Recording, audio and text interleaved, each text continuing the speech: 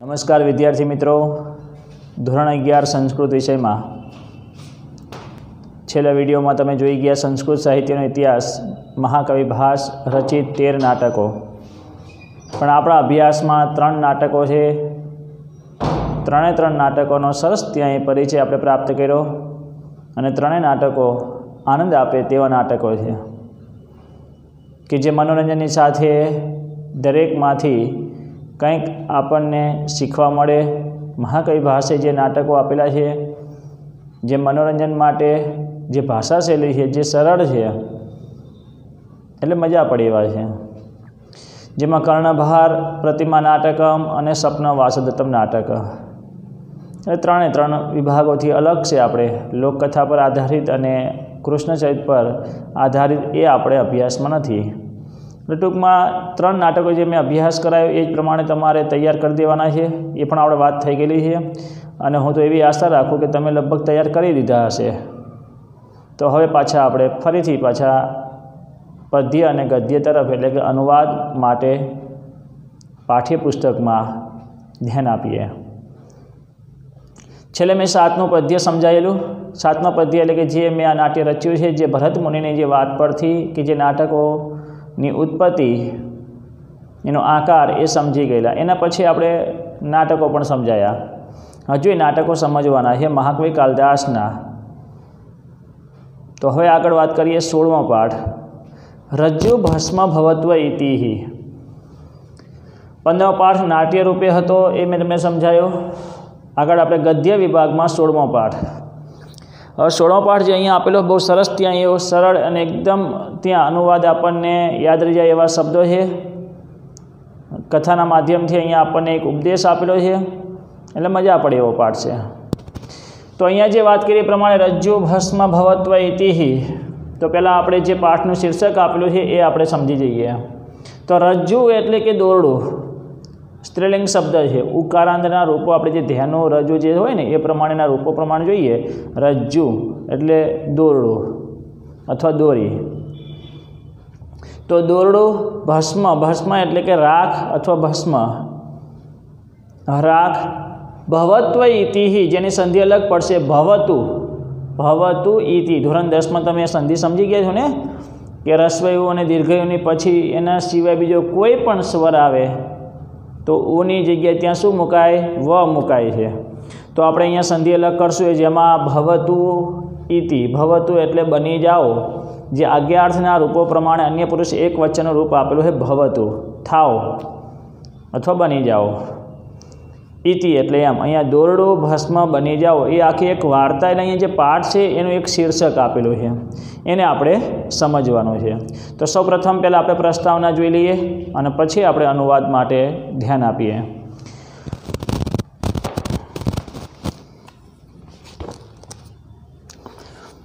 तो शुरुआत में अहींया जोईए आपणे कि रज्जु भस्म भवत्व इति एटले के दोरडुं भस्म भवतु बनी जाओ इति एम एटले दोरडुं भस्म बनी जाओ। शुरुआत में प्रस्तावना जे छे एटले आ पाठ शेमांथी संपादित करीने लेवामां आवेलो छे एना विषे आपणे जाणीए। अने जे उपदेश छे वार्ता स्वरूपे जे अहींया कथा एक आपेली छे एना स्वरूपे जे आपणे उपदेश प्राप्त करवानो छे ए पण प्रस्तावना द्वारा आपणने ख्याल आवी जशे। प्रस्तावना जोईए। सौ प्रथम संस्कृत साहित्य में प्राणियों ने पात्र बनावीने अनेक नीतिकथाओं रचवामां आवी छे। आ नीतिकथाओं क्यारेक कोई ग्रंथना रूप में संग्रहित थई छे तो क्यारेक लोकमुखे रहीने सुरक्षित रही छे। आपणे प्राणी कथा पर आधारित ग्रंथ पंचतंत्र विषे आपणे अभ्यास करेलो।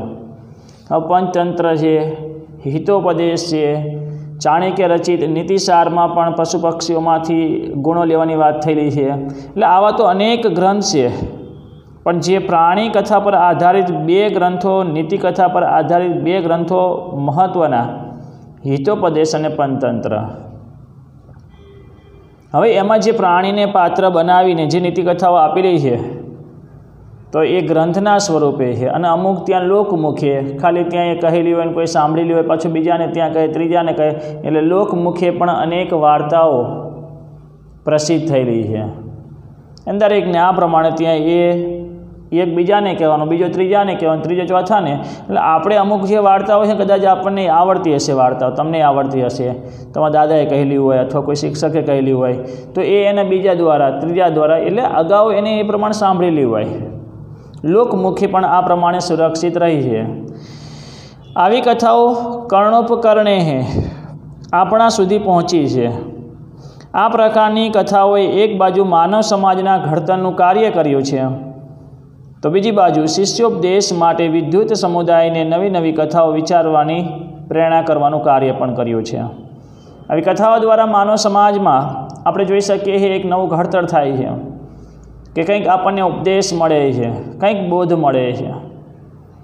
એવા સારા સારા ઉપદેશ વચનો છે આપણે પ્રાપ્ત કરીએ છીએ, એનાથી એક નવું ઘડતર થાય. એ સિવાય શિષ્ય ઉપદેશ માટે પણ વિદ્વાનોના સમુદાયમાં શિષ્યોને ઉપદેશ આપવાના હેતુથી પણ એક નવું ઘડતર કરી શકાય છે. લોકમુખે રહેલી અમુક વાર્તાઓ, એ સિવાય કોઈ ગ્રંથમાં લખેલી વાર્તાઓ દ્વારા આપણે જ્યારે બીજાને કહીએ છીએ. હકીકતમાં જે ઉપદેશ છે બે પ્રકારે, બે ઉપાય છે એના. એક તો ઉપદેશ વચનો કહેવા, સીધા કદાચ કોઈને આપણે ત્યાં સમજાવીએ એટલે સીધા ઉપદેશ વચનો આપણે આપીએ છીએ, કોઈને સલાહ આપીએ કે કોઈને ઉપદેશ આપીએ છીએ. અને કોઈ કથાના માધ્યમથી, પણ સૌથી વધારે લોકોને ઉપદેશ આપવો હોય તો એને કથાના માધ્યમથી આપીએ છીએ, તો એનું કંઈક ઘડતર થાય છે અથવા એને એ વચનો પ્રાપ્ત કરે છે. કોઈ પણ એવી વાર્તાઓ હોય ને આપણે ત્યાં એ વાર્તા કહીએ છીએ, તો એ વાર્તા સાંભળવાની મજા આવે છે. કોઈને કંઈ પણ ઉપદેશ આપવો છે તો ઉપદેશ આપવાના માટે કંઈક આપણે બહારની કોઈ પણ એવી કથા કહીએ અને એના દ્વારા એને સમજાવી શકાય. એટલે વિદ્વાનના સમુદાય, વિદ્વાનો જે છે એ પોતાના શિષ્યને આ રીતે ઉપદેશ આપે છે. તો આપણે એક ધોરણ 10માં કાષ્ઠખંડ વિશે પાઠ સમજી ગયા છીએ. તો કાષ્ઠખંડની જે વાત હતી, તો એમાં મહત્ત્વની વાત એટલે સીધો એનો ઉપદેશ આપ્યો નહીં, પણ એક કથાના માધ્યમથી અથવા એક લાકડાના ટુકડા ઉપરથી એમને ઉપદેશ આપેલો. અને આ રીતે ત્યાં એ બીજા લોકોને કહેવામાં આવે, બીજા ત્રીજાને ત્યાં એ રીતે આપણે ત્યાં એકબીજાને કહીએ છીએ. એટલે આવા ઉપદેશને ધારણ કરીને માનવ સમાજમાં એક જીવન જીવવા માટે સારા વચનોને પ્રાપ્ત કરીને જીવનમાં એક નવો વળાંક આવે છે. કે આપણે મહેનત તો કરીએ છીએ, પણ એને પાછળનો અમુક સમય ફળ મળતું નથી, તો શું કરવું જોઈએ? તો એના માટે કંઈક અલગ ઉપાય વિચારવો જોઈએ. કદાચ કોઈ ઋષિમુનિએ, કોઈ સાધુએ, કોઈ સંતે આપણને સારા વચનો આપેલા છે, એ પ્રમાણે જીવવાનો પ્રયત્ન કરીએ. તો આગળ જોઈએ હવે. આ કારણે આજે નવી નવી ઉપદેશાત્મક કથાઓ સંસ્કૃતમાં રચવામાં આવી રહી છે. આજે કંઈક ઉપદેશ આપવાના, એમ પ્રાણી કથા પર આધારિત પંચતંત્રને હિતોપદેશ આખા વિશ્વમાં અનેક ભાષાઓમાં અનુવાદ થયેલો છે. આખા વિશ્વમાં અનેક ભાષાઓમાં દરેક જગ્યાએ એ ઉપદેશાત્મક ગ્રંથ બની ગયો છે, કે એ વાર્તાઓના માધ્યમથી, એ કથાના માધ્યમથી કંઈક ઉપદેશ આપી શકાય છે. હવે કથાના માધ્યમની જે વાત કરી એટલે પ્રમાણે કદાચ તમે જોઈ શકો છો કે કથાના માધ્યમથી અનેક સંતો, મહાપુરુષો કથાના માધ્યમથી દરેક લોકોને કંઈક માનવ સમાજનો ઘડતર કરવા માટે ઉપદેશો આપે છે, સારા વચનો કહે છે. રામાયણ હોય, મહાભારત હોય, ભાગવત પુરાણ હોય, કંઈક ને કંઈક એવી કથાઓ હોય, આપણને એમ થાય એ જાણીને શું કામ, પણ એમાંથી કંઈક શીખવા મળે છે. નાના નાના બાળકો હોય એમને વાર્તાઓ કહીએ, કેમ કે બાળકો છે નાના છે, એમને કંઈક મનોરંજન મળે ને એ રીતે એમને ત્યાં તમે મહાભારત ને રામાયણ એમાં તમે એવો પાત્ર હોય ને ભીમનો ને એવો ત્યાં અમુક વચ્ચે તેને હસી મજાકથી આપણે કહીએ એટલે એને આનંદ આવે. પછી ધીમે ધીમે એને સમજાવીએ કે માતાની જે સેવા કરવી, માતા પિતાની સેવા કરવી, વડીલોની આપણે ક્યારે સામે ઊંચા અવાજે ન બોલવું, વડીલોનું માન રાખવું, એમનું સન્માન કરવું. આવા ઉપદેશો વચનો આપવા માટે એને સીધા આપીએ ને તો એને સમજાય જ નહીં. પછી એના માટે કંઈક વાર્તા કે દશરથના વચનને પાલન કરવા માટે રામે વનવાસ ભોગવેલો.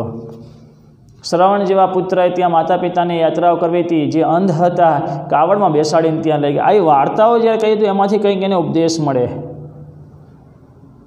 એને તો સમજાય. તો આવી વાર્તાઓના માધ્યમથી તમને એક અહીંયા પાઠ જે આપેલો છે તો એને આપણે સમજવાનો છે. ચલો બીજા ફકરામાં જોઈએ. કથા સંરચનાની આ પ્રવૃત્તિમાં જેમ વિવિધ પ્રાણીઓની પસંદગી કરવામાં આવી છે, તેવી રીતે ભોજ અને કાલિદાસ એ બે પાત્રોના કાલ્પનિક સંવાદોને કેન્દ્રમાં રાખીને પણ કેટલીક કથાઓ રચાઈ છે. વાક્ય નોંધ કરો. ભોજ અને કાલિદાસ એ બે પાત્રોના કાલ્પનિક સંવાદોને કેન્દ્રમાં રાખીને પણ કેટલીક કથાઓ રચાઈ છે. સંસ્કૃતની આવી કેટલીક કથાઓ મહાકવિ બલ્લાળકૃત વાક્ય નોંધ કરજો. મહાકવિ બલ્લાળકૃત ભોજ પ્રબંધમાં સંગૃહિત છે. આ કથા સંગ્રહ પણ નવી કથાઓને રચવામાં પ્રેરણા આપતો રહે છે. એ જે કથા સંગ્રહ એટલે જે ભોજ પ્રબંધ નામનો જે ગ્રંથ છે, જેમાં ભોજ, કાલિદાસ જેવા મહાન વ્યક્તિઓને એક કાલ્પનિક પાત્ર મૂકીને વાર્તાઓ છે, કથાઓ છે. બલ્લાળકૃત એટલે બલ્લાળસેન રચિત, કે જેમાં એમાંથી એ કથા સંગ્રહમાંથી પછી નવી કથાઓ રચવાની પ્રેરણા પણ એમાંથી મળે છે. અને આવી પ્રેરણાના ફળ સ્વરૂપે પ્રસ્તુત કથાની સંરચના કરવામાં આવી છે. ઉદ્ધૃત કરવામાં આવેલું જે આ પાઠ છે, રજુ ભસ્મ ભવતુ ઇતિ, જે શીર્ષક આપેલું છે, એવી કથા પણ એમાંથી પ્રેરણા લઈને બનાવવામાં આવેલી છે. એટલે કે બલ્લાળસેન રચિત ભોજ પ્રબંધ નામના ગ્રંથમાંથી ઉદ્ધૃત કરવામાં આવેલી છે, એમાંથી સંપાદિત કરીને લેવામાં આવેલી છે. તો હવે અહીંયા આપણે જોઈએ, તમે ધોરણ 9માં પણ આમાંથી એક પાઠ સમજી ગયેલા છો. બલ્લાળસેન રચિત ભોજ પ્રબંધમાંથી એક વાર્તા ધોરણ 9માં આપેલી છે, જેનો અભ્યાસ તમે કરેલો છે.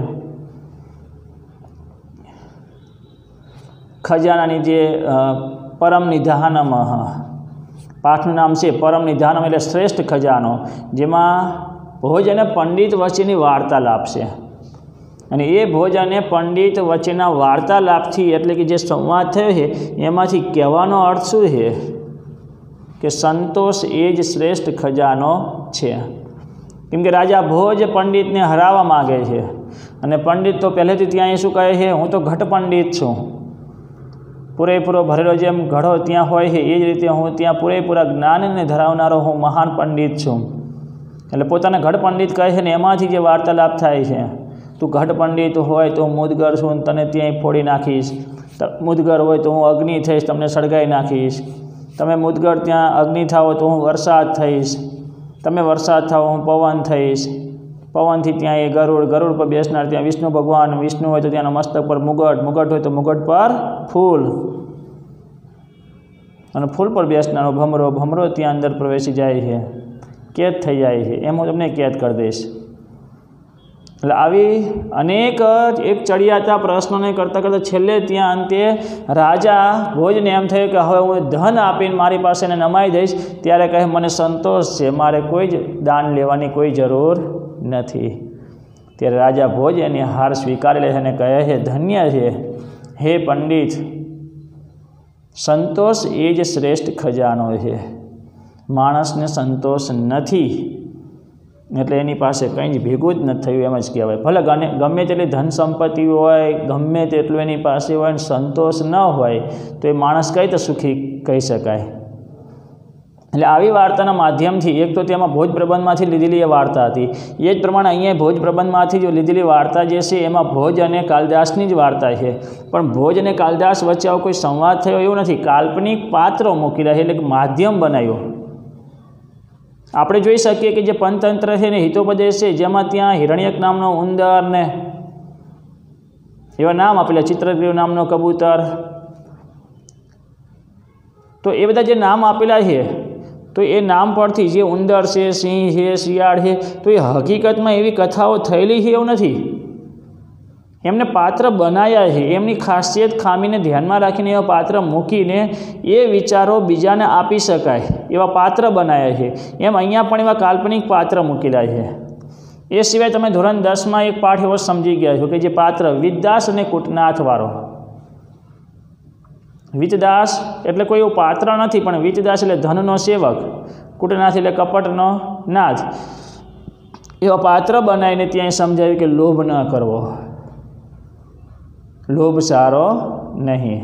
તો આવા અનેક કથાના માધ્યમથી દરેક લોકોને ક્રોધ ન કરવો, લોભ ન કરવો, ચોરી ન કરવી, ધર્મનું પાલન કરવું, આપણી પોતાની ફરજ પર ત્યાં એ નિર્ભય રહેવું, આ બધી બાબતો સમજાવવા માટે એના માટે કંઈક કથાઓ કહેવી પડે છે. અને અમુક પ્રાણીઓને પાત્ર તરીકે લઈને એ કથા કહેવામાં આવે છે. તો આ વાક્ય ખાસ નોંધ કરજો, મહાકવિ બલ્લાળકૃત ભોજ પ્રબંધમાં સંગૃહિત છે આવી વાર્તાઓ. અને એ કથા સંગ્રહ પણ નવી કથાઓને પણ કંઈક પ્રેરણાઓ આપે છે. એ જ રીતે અહીંયા પ્રેરણા સ્વરૂપે રજુ ભસ્મ ભવતુ ઇતિ, દોરડું ભસ્મ બની જાઓ હોય એક અહીંયા કથાના માધ્યમથી જે શીર્ષક આપેલું છે એને આપણે સમજવાનું છે.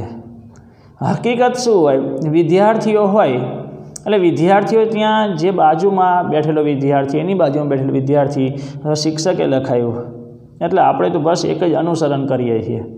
આને આ રીતે લખ્યું, હું એ રીતે લખું. બીજું અમુક વિદ્યાર્થી પોતાની રીતે વિચારે અને એ પોતાનાથી કંઈક બધા વિદ્યાર્થીઓ કંઈક કરતાં કંઈક અલગ લખે પેપરમાં. આમ વ્યવસ્થિત આખું આમ શિક્ષકે ન વિચાર્યું જોવે એટલે શિક્ષક પૂરા માર્ક્સ એને આપી દે છે. એટલે કહેવાનો અર્થ છે કે બધાને તમે અનુસરીને આગળ વધો છો અને તમે આનંદથી સિદ્ધિ પ્રાપ્ત કરો છો, પણ ક્યારેક કદાચ તમે સફળ ન થયા એમાં, તો પછી આપણે એમાંથી કંઈક અલગ વિચારવું પડે. સહેલાઈથી કોઈ બાબતો એવી નથી કે જે તમારા માટે અશક્ય હોય, તમે શક્ય કરી શકો છો, પણ જાતે ક્યારેક એનાથી વિરોધમાં આપણે પ્રયત્ન કરવો જોઈએ. ભાઈ તમે લોકો કરો એમ જ તમે એનું અનુસરણ કરીને આગળ વધતા જાઓ તો પછી એ તો જીવન બરાબર, પણ કંઈક જીવનમાં અલગ પ્રકારે એટલે સારી બાબતોનો વિચાર લઈને, તો એનાથી વિરોધમાં કંઈક વિચારો તો સારી બાબત બને. એવી જ વાર્તા એક અહીંયા છે જે આપણે સમજવાની છે. તો શરૂઆતની ખાલી તમને એની સ્ટોરી એટલે ખાલી વાત કરી દો. પાઠની જે વાત કરી છે એમાં એકવાર લોકસભામાં રાજા ભોજે દરેક લોકોને ત્યાં એક જાહેરાત કરી, જે પણ માણસ મને રાખમાંથી દોરડું બનાવીને, શેમાંથી? રાખમાંથી, એટલે રાખ વડે દોરડું બનાવીને મને આપશે એને હું 1000 રૂપિયા આપીશ. હવે આવો પ્રયત્ન બધા લોકોએ કરવાનો છે.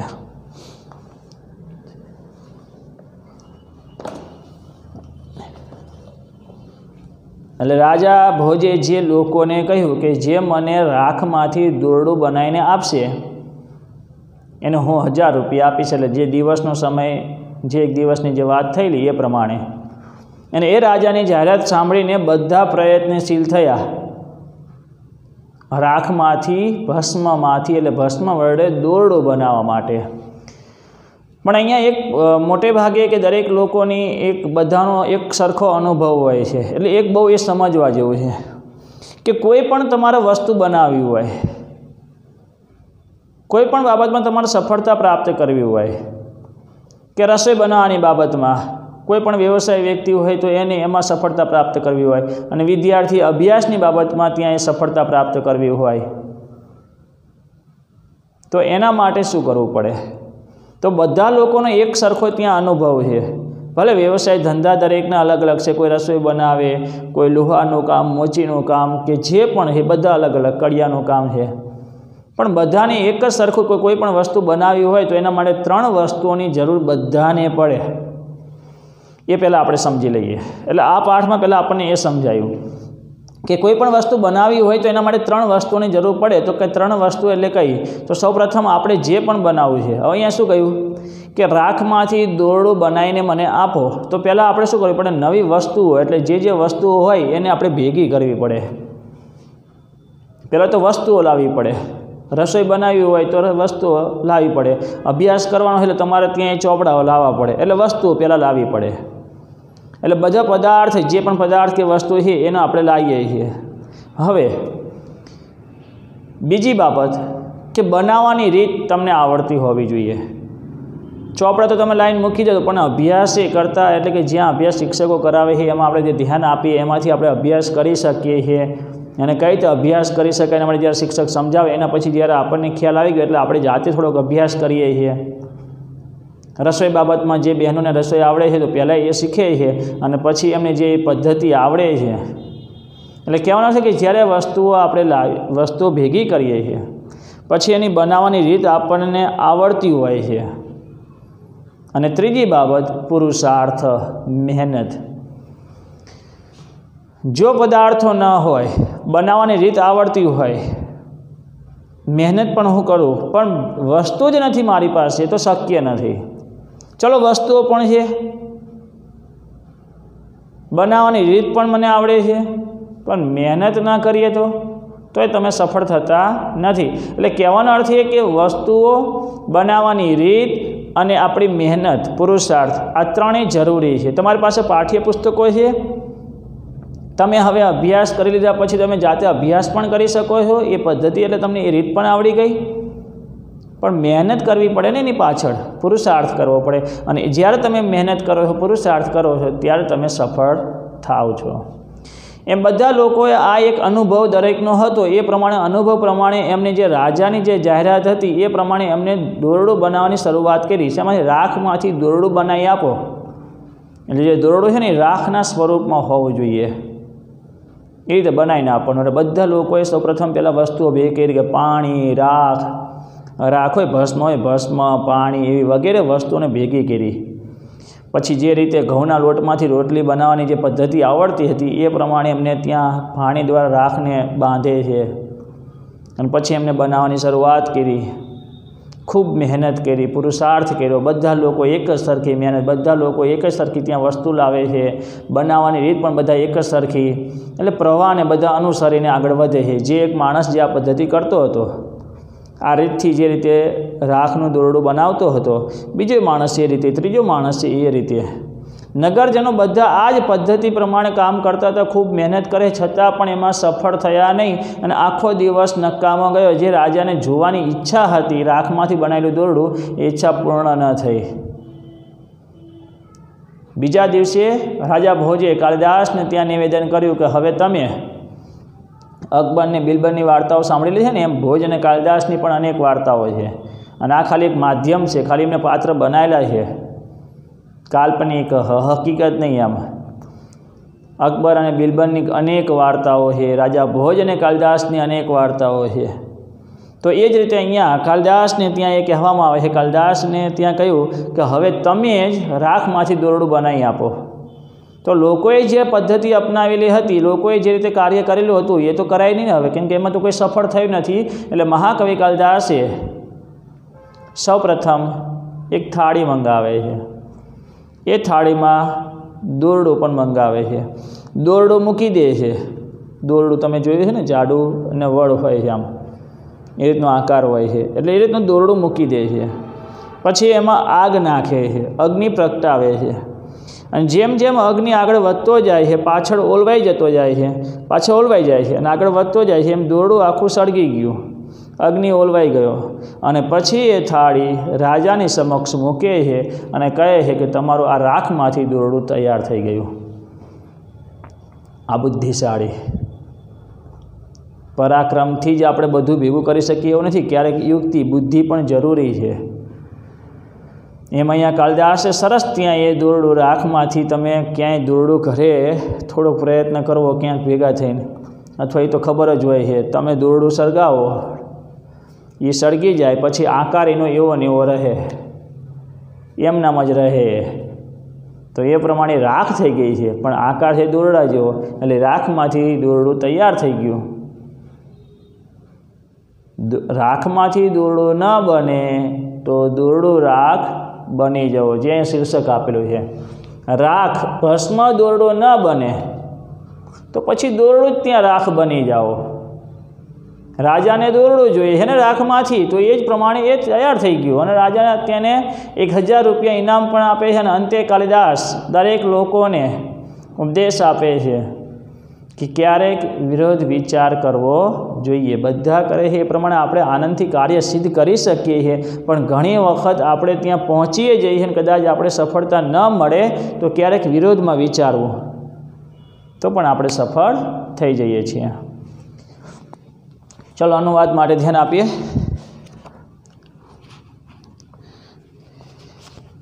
આવી અનેક વાર્તાઓ છે. ક્યાંક ઘણી વખત પરાક્રમથી આપણે ન કરી શકીએ તો ક્યારેક યુક્તિ, બુદ્ધિથી પણ કાર્ય કરી શકીએ છીએ.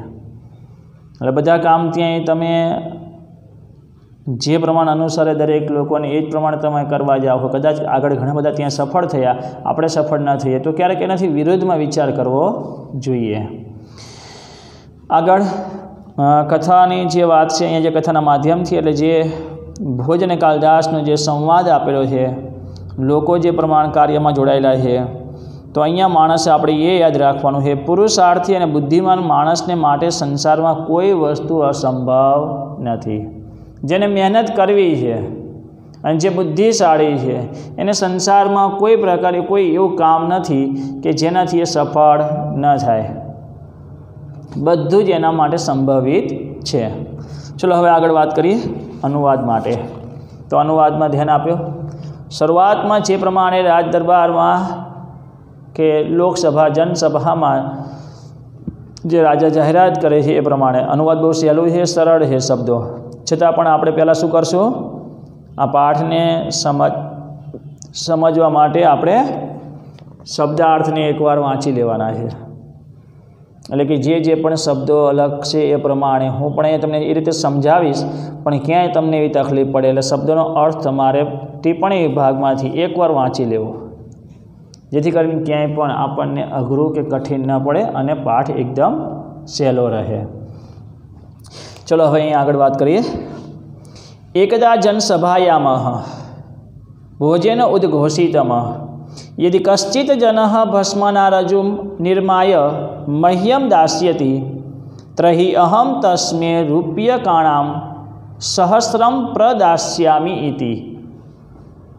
એકદા એટલે એક દિવસ અથવા એકવાર, એક દિવસ જનસભાયામ જનસભામાં અથવા કે લોકસભામાં, એકવાર જનસભામાં લોકસભામાં ભોજન ઉદ્ઘોષિતમ, ભોજન તૃતીય વિભક્તિ એકવચન પ્રમાણે, જનસભાયામ સપ્તમી વિભક્તિ પ્રમાણે એટલે કે લોકસભામાં, ભોજન એટલે ભોજે, ઉદ્ઘોષિતમ એટલે જાહેરાત કરી, જાહેર કર્યો. યદિ કશ્ચિત, યદિ ત્રહી અવ્યય પદ, શું અર્થ થશે? યદિ ત્રહી એટલે જો, તો, જો કશ્ચિત કોઈ, જનઃ માણસ, ભસ્મના રજુમાં, ભસ્મના, ભસ્મન નપુંસકલિંગ શબ્દ છે, વ્યંજનાર્થ શબ્દો પ્રમાણે જ્યારે તૃતીય વિભક્તિ પ્રમાણે શબ્દ મુકાય ભસ્મના, તો ભસ્મનાનો અર્થ થશે ભસ્મ વડે, રાખ વડે, ભસ્મ વડે અથવા કે રાખ વડે, રજ્જુમ દોરડું, નિર્માય મહ્યમ, નિર્માય એટલે નિર્માણ કરવું, નિર્માય એટલે બનાવીને, મહ્યમ રાજા ભોજ ત્યાંય પોતાની વાત કરે, મહ્યમ એટલે મને, દાસ્યતિ ભવિષ્યકાળનું ક્રિયાપદ એટલે ભવિષ્યની વાત કરે, દાસ્યતિ એટલે આપશે, દદાતી એટલે આપે છે, દાસ્યતિ એટલે આપશે, ત્રહી તો, અહમ હું, તસ્મે એટલે તેને, એટલે કે જે સામે બનાવીને આપે ને એને, હું તેને, રૂપ્યકાણામ સહસ્રમ પ્રદાસ્યામી ઇતિ. રૂપ્યકાણામ એટલે રૂપિયા, સહસ્રમ ત્રણે, સહસ્રમ એટલે 1000 થાય, તો ખ્યાલ છે ને આપણને. એકમ, લક્ષમ એટલે લાખ, એમ ત્યાં સહસ્રમ એટલે 1000, શતમ એટલે 100. તો અહીંયા 1000ની વાત કરી, પણ અહીંયા આગળ શું કહ્યું છે? રૂપ્યકાણામ સહસ્રમ એટલે 1000 રૂપિયા, 1000 રૂપિયા, પ્રદાસ્યામી, પ્રદાસ્યામી એટલે હું આપીશ, ભવિષ્યમાં જે રીતે ત્યાં મને દોરડું બનાવીને આપશે એટલે હું એને 1000 રૂપિયા આપીશ, ભવિષ્યકાળનું ક્રિયાપદ પ્રદાસ્યામી, હું આપીશ. ચલો ફરીથી એકવાર અનુવાદ જોઈ લઈએ. એકવાર લોકસભામાં ભોજે જાહેર કર્યું, જો કોઈ માણસ રાખ વડે દોરડું બનાવીને મને આપશે તો હું તેને 1000 રૂપિયા આપીશ. ચલો એટલો અનુવાદ. બીજું વાક્ય એક જોઈ લઈએ, પછી આપણે આગળ એનો અનુવાદ લખાઈ દઉં. એ પણ એક જ વાક્ય આપેલું છે. રાજ્ઞઃ ઉદ્ઘોષમ શ્રુત્વા, રાજ્ઞઃ ષષ્ઠી ભક્તિ પ્રમાણે શબ્દ આપેલો હોય, રાજ્ય એટલે કે રાજાની, ઉદ્ઘોષમ જાહેરાત, શ્રુત્વા સાંભળીને, સર્વે નાગરિકા જનાહ બધા લોકો અથવા બધા નાગરિકો, ભસ્મનાહ ભસ્મ વડે એટલે કે રાખ વડે, રજ્જુમ દોરું, નિર્માતુમઃ નિર્માય સંબંધક ભૂતકૃતન પ્રમાણે એનો અર્થ લેવાનો એટલે બનાવીને, અને નિર્માતુમઃ હેતુઅર્થ કૃતન પ્રમાણે બનાવવા માટે, હેતુ દર્શાવવાનો એટલે કે દોરડું બનાવવા માટે, પ્રયત્નરતા સંજાતા, પ્રયત્નરતા એટલે પ્રયત્નશીલ, સંજાતા એટલે થયા, તૈયાર થયા, રતઃ એટલે એમાં પછી પ્રયત્ન કરવાનો ચાલુ, સતત ત્યાં લાગેલા રહેવું એટલે પ્રયત્નશીલ થયા. રાજાની જાહેરાત સાંભળીને બધા નાગરિકો રાખ વડે દોરડો બનાવવા માટે પ્રયત્નશીલ થયા. ચલો આપણે એટલો અનુવાદ લખી દઈએ, પછી આગળનો ફકરો.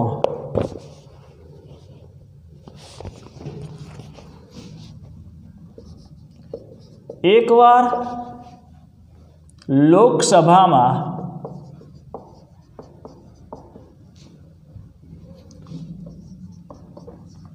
ભોજે જાહેર કર્યું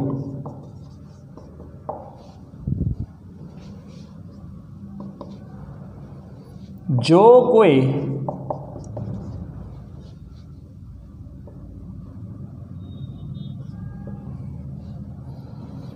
માણસ રાખ વડે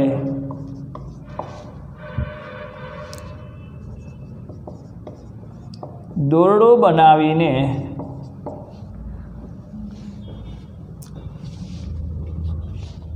મને આપશે તો હું તેને 1000 રૂપિયા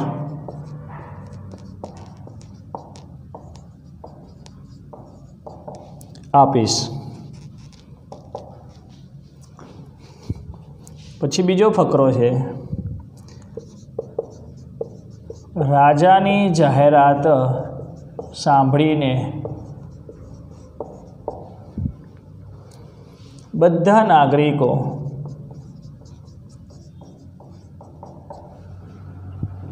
રાખ વડે દોરડો બનાવવા માટે પ્રયત્નશીલ થયા. હવે આપણે ત્રીજો ફકરો.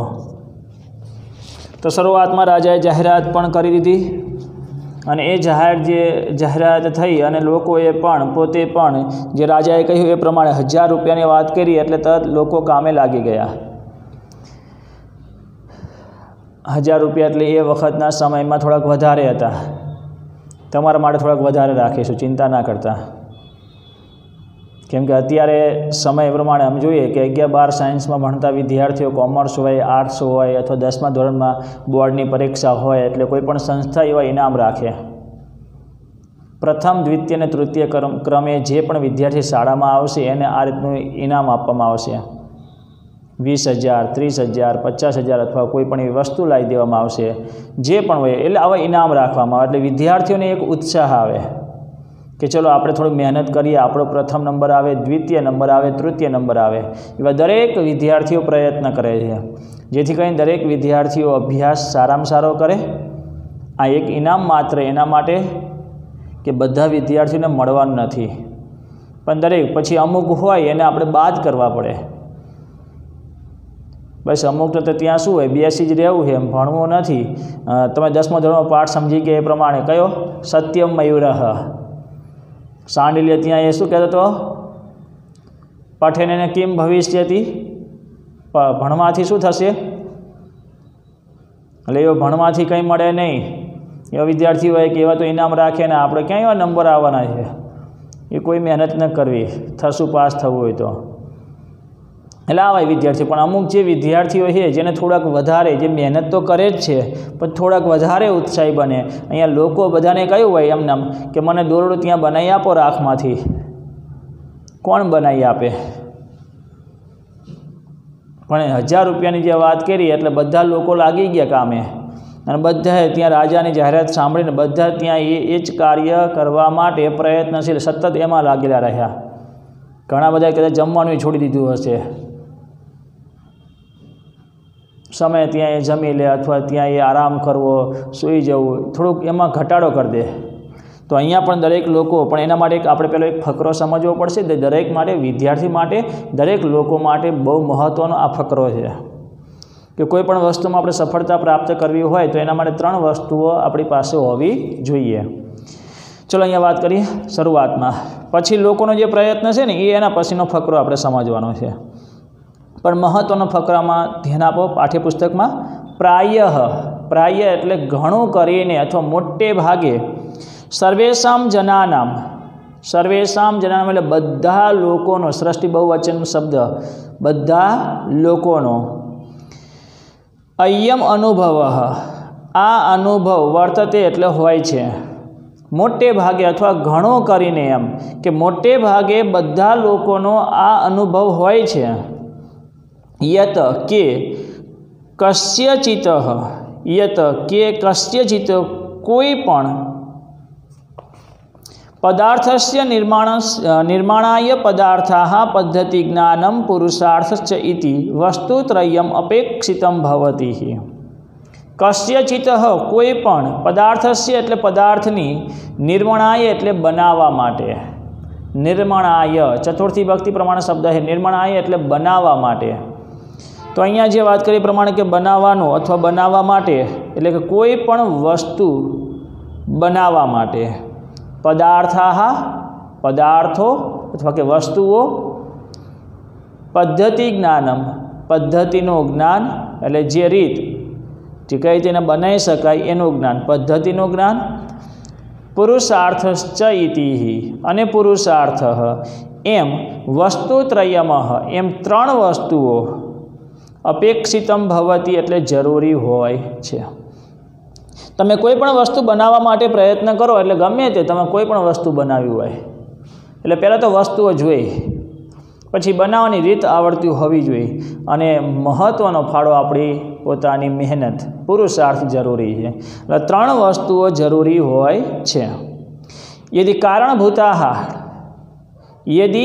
જો કારણભૂતાઃ એટલે કારણરૂપ બનેલા, પદાર્થાઃ ન સંતિ, જો કારણરૂપ બનેલા પદાર્થો ન સંતિ ન હોય, કસ્ય અપી તો કોઈ પણ, નવીનસ્ય પદાર્થસ્ય નવા પદાર્થને, નિર્માણમાં બનાવવાનું, કર્તુમ ન શક્યતે બનાવવાનું શક્ય ન શક્યતે એટલે શક્ય થતું નથી.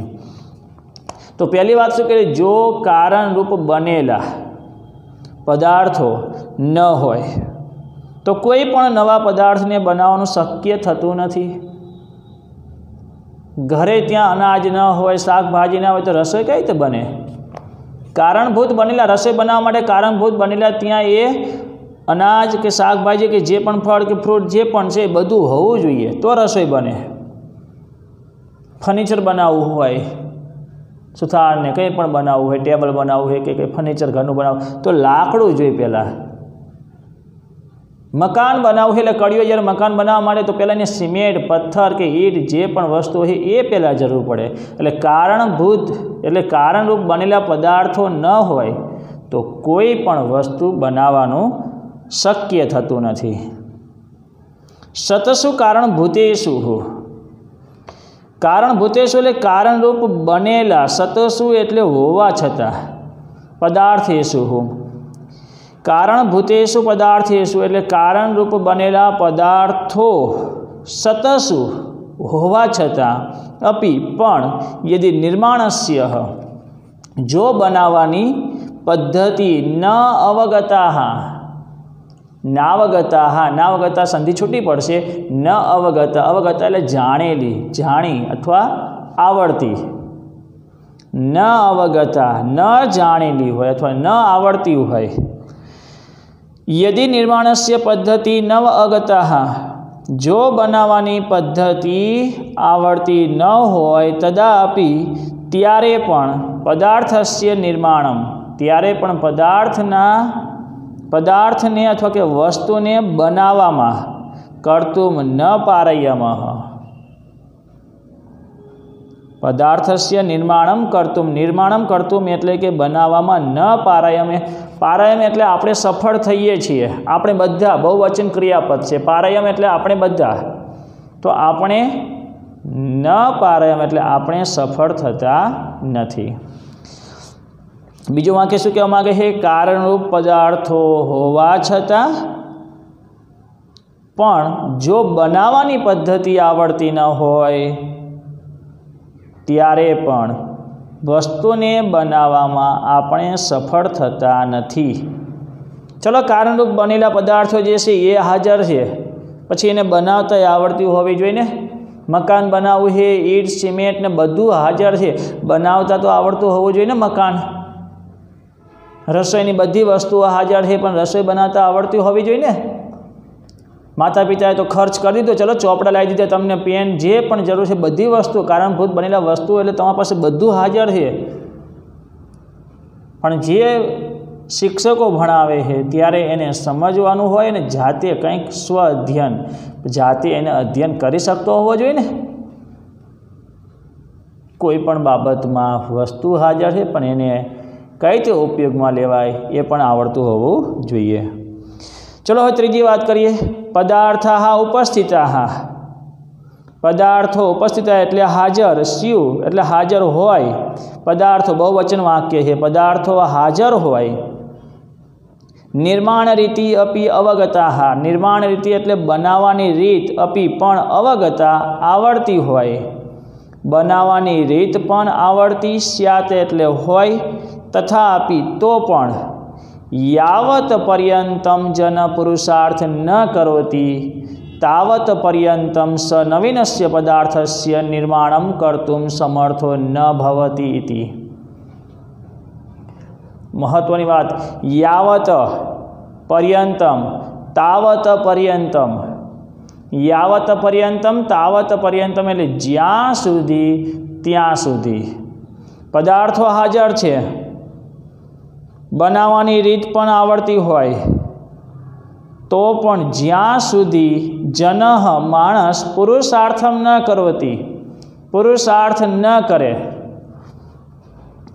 તાવત પર્યંતમ ત્યાં સુધી, સ નવીનસ્ય તે નવી પદાર્થસ્ય વસ્તુ નિર્માણમ કર્તુમ બનાવવામાં સમર્થ ન ભવતી સમર્થ થતો નથી, સફળ થતો નથી. બધું હાજર છે. બનાવવાની રીત પણ આવડતી હોવી જોઈએ, વસ્તુઓ પણ હાજર છે, બધું છે. ખેડૂત હોય, ખેડૂત ત્યાં એ સરસ, ત્યાં એની પાસે જમીન પણ છે, જમીન છે, એમાં વાવેતર કરવા માટે બીજ પણ છે, ટ્રેક્ટર કે બળદગાડું જે પણ છે, સાથી, એ બધું એની પાસે છે. કઈ રીતે વાવી શકાય ને પછી એ ઉગે છે એ એને આવડે છે, કે વરસાદ પડે ને પછી તરત એ જમીનમાં કંઈ પણ બીજ નાખીએ એમાંથી વાવેતર થાય ને ઉત્પાદન સારું થાય છે એ એને આવડે છે. પણ મહેનત કરવી પડે, એમ નામ અનાજ ઉત્પન્ન થતું નથી. મકાન એમ નામ તૈયાર થતું નથી, અભ્યાસ એમ નામ થતો નથી, વિદ્યા એમ નામ પ્રાપ્ત થતી નથી. દરેક બાબતોમાં કોઈ પણ હોય, એક શિક્ષક વિદ્યાર્થીઓને જ્યારે ભણાવે છે તો એમ નામ એ ભણાવી શકતો નથી. એની મહેનત તો કરવી પડે વિદ્યાર્થી પાછળ. ભલે એની પાસે જ્ઞાન છે, વિદ્યાર્થીઓએ પણ સાથે જોડાવવું જોઈએ, એને સમજી શકે છે, સમજાઈ ગયું પછી એની જાતે સ્વ અધ્યયન મહેનત કરવી પડે. એકવાર આખા પાઠને એ સમજી ગયો પછી તો એને વારંવાર કે ગમે ત્યારે એની એક બનાવવાની રીત ને બધું એને બસ મહેનતની જરૂર છે. એકવાર ત્યાં મહેનતથી તૈયાર કરી દે છે, ક્યારેય ભૂલતો નથી. ખેડૂત ત્યારે ખેતરમાં ખૂબ મહેનત કરે છે એટલે સારામાં સારું ઉત્પાદન લઈ શકે છે. બાજુના ખેતરમાં મહેનત કરતો નથી એટલે ઉત્પાદન લઈ શકતો નથી. બાકી ત્યાં ભગવાને એવું કહ્યું કે એક જ ખેતરમાં વરસાદ આપું, એક ખેતરમાં વરસાદ નથી આપવો. મહેનત વધુ ઓછું હોય તો ફળ પણ એ પ્રમાણ મળે છે. જેનું જેવું કર્મ છે એને એવું ફળ મળવાનું. કર્મમાં લાગેલા રહો, કર્મ નથી કરવું તો ફળ નહીં મળે. એમ નામ કંઈ જ મળતું નથી. એટલે આ ફકરો બહુ સમજવા જેવો હોય. એકવાર ત્યાં બોલી જાઉં ને પછી અનુવાદ લખાઈ દઉં. મોટે ભાગે બધા લોકોનો આ અનુભવ હોય છે કે કોઈ પણ પદાર્થને બનાવવા માટે પદાર્થો, બનાવવા પદ્ધતિનું જ્ઞાન અને પુરુષાર્થ એમ 3 વસ્તુઓ જરૂરી હોય છે. જો કારણરૂપ બનેલા પદાર્થો ન હોય તો કોઈ પણ નવા પદાર્થને બનાવવાનું શક્ય થતું નથી. કારણરૂપ બનેલા પદાર્થો હોવા છતાં પણ જો બનાવવાની પદ્ધતિ આવડતી ન હોય ત્યારે પણ વસ્તુને બનાવવામાં આપણે સફળ થતા નથી. પદાર્થો હાજર હોય, બનાવવાની રીત પણ આવડતી હોય તો પણ જ્યાં સુધી માણસ પુરુષાર્થ ન કરે ત્યાં સુધી તે નવી વસ્તુ બનાવવામાં સમર્થ થતો નથી અથવા કે સફળ થતો નથી. ત્રણેય બાબતો હોવી જરૂરી છે. ચલો એનો અનુવાદ લખાઈ દો. અનુવાદ લખો. ત્રીજો ફકરો. મોટે ભાગે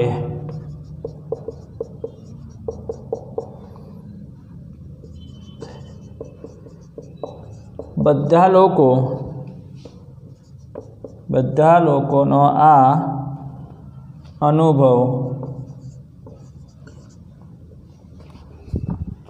હોય છે કે કોઈ પણ વસ્તુ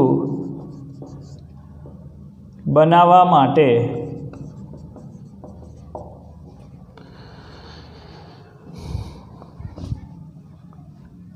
પદાર્થો અથવા વસ્તુઓ એમ પણ લખી શકાય. પદાર્થો કે વસ્તુઓ, પછી આવશે પદ્ધતિનું જ્ઞાન.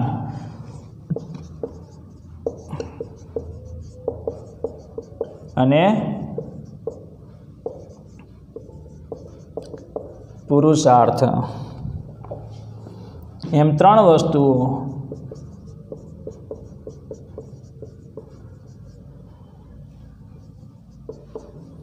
જરૂરી હોય છે.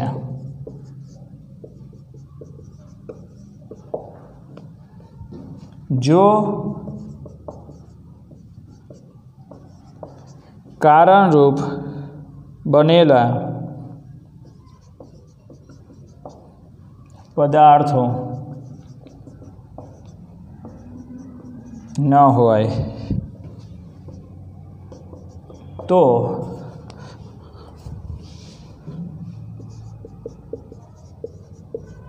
કોઈ પણ નવા પદાર્થને બનાવવાનું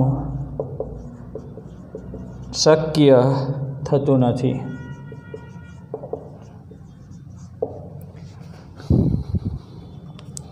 કારણરૂપ બનેલા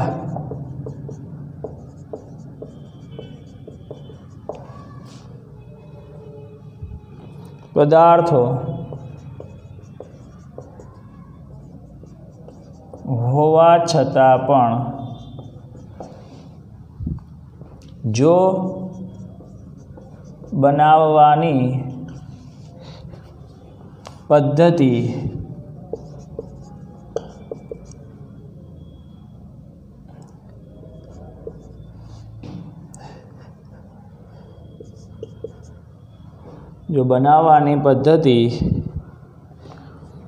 આવડતી ન હોય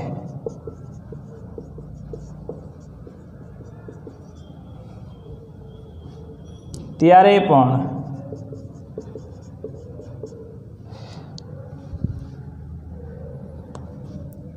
વસ્તુને બનાવવામાં આપણે સફળ થતા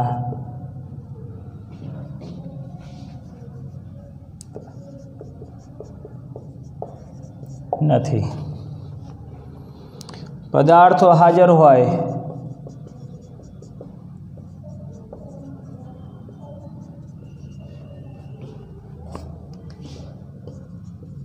બનાવવાની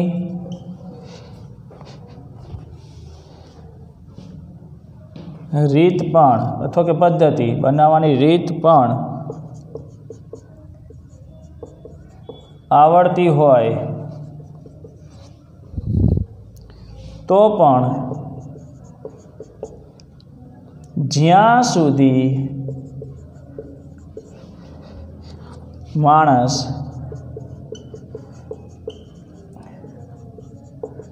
પુરુષાર્થ ન કરે ત્યાં સુધી તે નવી વસ્તુ બનાવવામાં સમર્થ થતો નથી.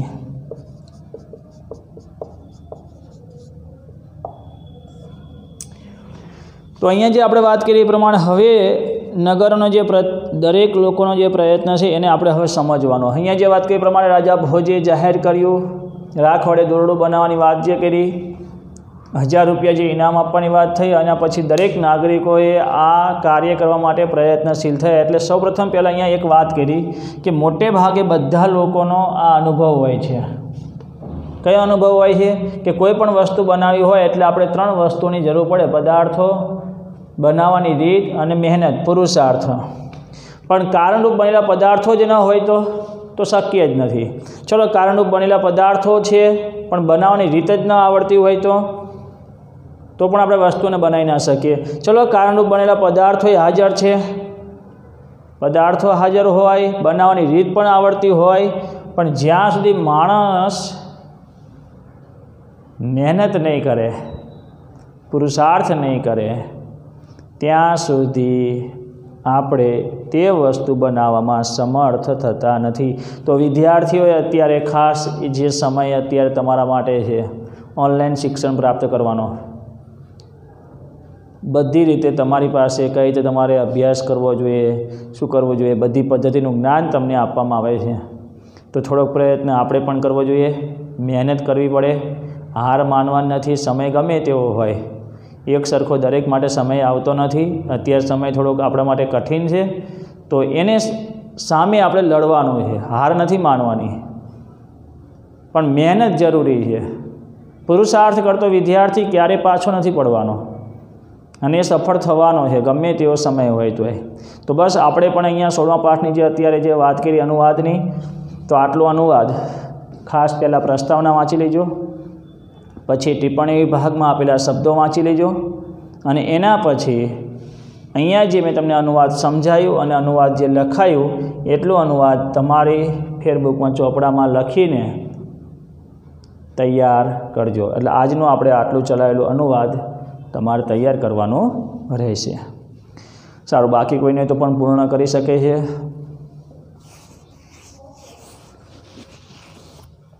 તો અહીંયા સુધીનો પાઠ અહીંયા હું પૂર્ણ કરું. પછી હવે લોકોનો જે પ્રયત્ન છે, પછી કાલિદાસનો જે પ્રયત્ન છે અને એમને આપેલો એક બોધ એ આપણે સમજવાનો છે.